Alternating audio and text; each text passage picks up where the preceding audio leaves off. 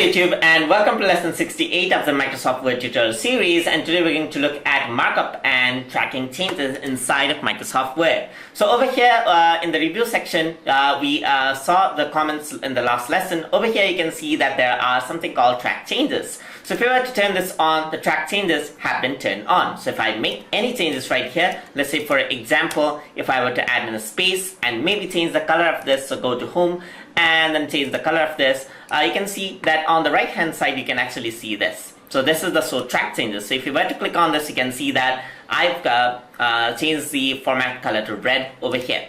So if I were to turn this into bold or something, you can see that now the change has been tracked right there. So now over here as well, if I were to underline this, so you can see that now it shows that I actually have underlined this out right there.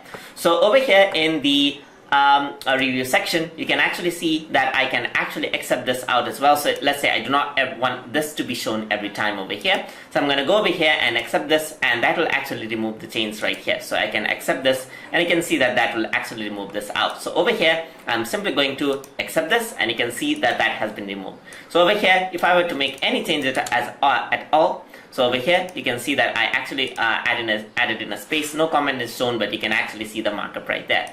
So now over here, I'm going to add in a bold, and you can see that there's a simple markup. So what I'm going to do is I'm going to go to all markups right here. So once I do all markups, you can actually see that the details are actually shown over here as well. So you can accept or reject, and you can see that in the markups you can select what changes you want to record. For example, you want to show the comments over here, you want to go for insertion and deletion, formatting. Let's say for example, if you go to formatting and disable that, it won't record any of the color changes or anything else such as that. And you can also choose the specific people who can review this, only myself or all reviewers, or the author only. So you can also choose the reviewers for this. So if you are sharing the document, you can actually choose who just sees this.